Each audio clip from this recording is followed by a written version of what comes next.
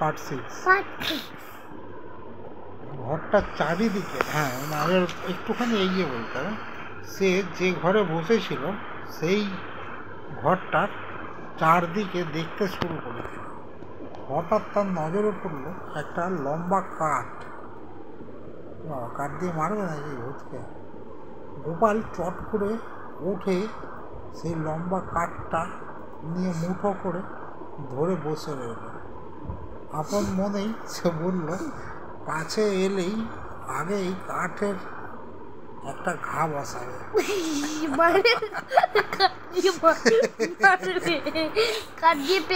কাঠ দিয়ে ভূতকে মারবে,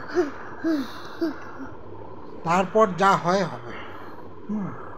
দেখতে দেখতে রাত বেড়ে চললো, কিন্তু কাছে কেউ এলোই না, সব দূরে দূরে আছে। জানে গোপালের হাতে কাঠ আছে, এলেই মারবে, ঠিক আছে, ওই জন্য কাছে কেউ আসছে, ভয় পাচ্ছে না, মরে যাবো কি, ভূত আবার মরে যাবে বাবা।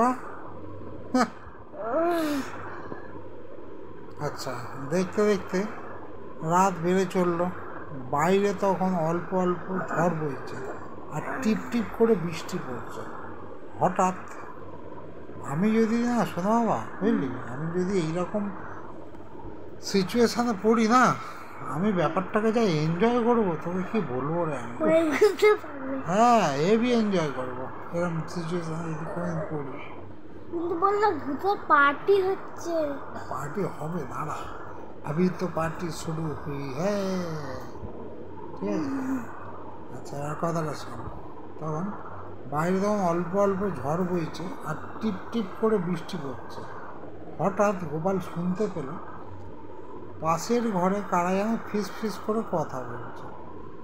সে কান খাড়া করে শুনতে লাগলো। ভূত সেটা? বাবা, ভূতের ঘরে ভূতই তো কথা বলবে,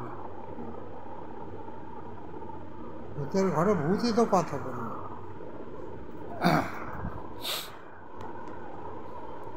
কান খাড়া করে শুনতে লাগলো। অস্বাভাবিক গলায় একটা মেয়ে আর একটা মেয়েকে বলে, দেখ ভাই, আমাদের আজকের আসরে একজন ভালো শ্রোতা পাওয়া গেছে।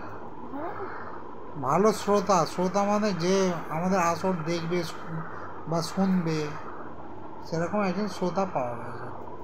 দ্বিতীয় জন বলল, হ্যাঁ, লোকটাকে থেকে বেশ রসিক বলে মনে হয়, চেহারা দেখলে হাসি পায়। আরেকজন বলল, তিনটা ছিল। হ্যাঁ, আরেকজন বলল, বেশ নাদুস নুদুস চেহারাটা। মানে নাদুস নুদুস চেহারা,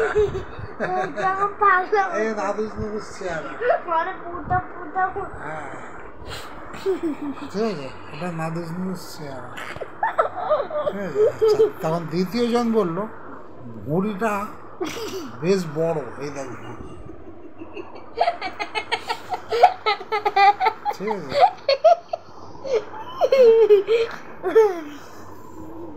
আচ্ছা, এবার কথাটা শোনো, অত বেশি হাসলে হবে না, একটু হেসে। না, এটা দ্বিতীয় জন, ঠিক আছে, ভুঁড়িটা বেশ বড়। এখন চল দেখি লোকটা কি বলে। তখন উত্তরে প্রথমজন বলল, যাবি তো বলছিস, কিন্তু আমাদের চেহারা দেখলেই তো লোকটা অজ্ঞান হয়ে যাবে।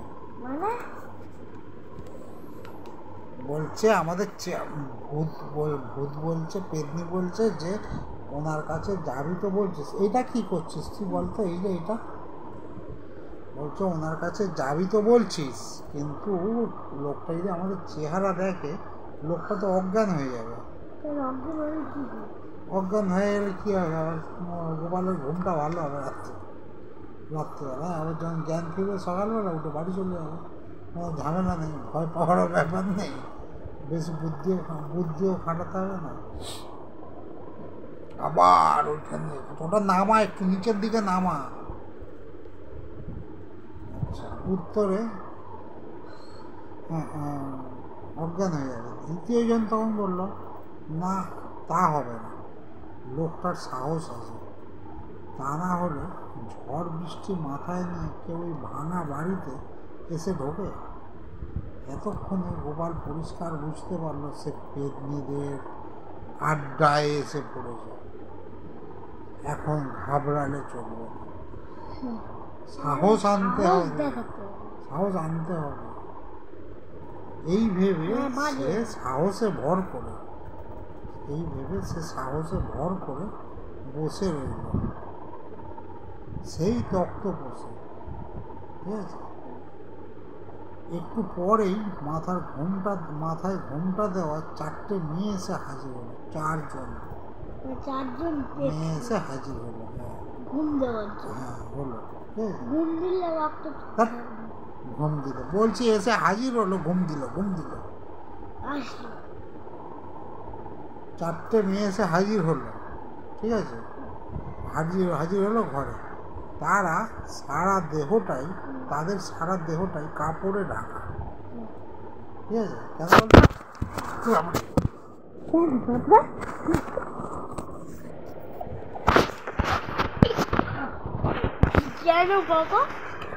কেন বলতো? তার কারণটা হচ্ছে এরকম কর, এবারে এক চর মারবো কিন্তু। এবারে কথাটা শুনি।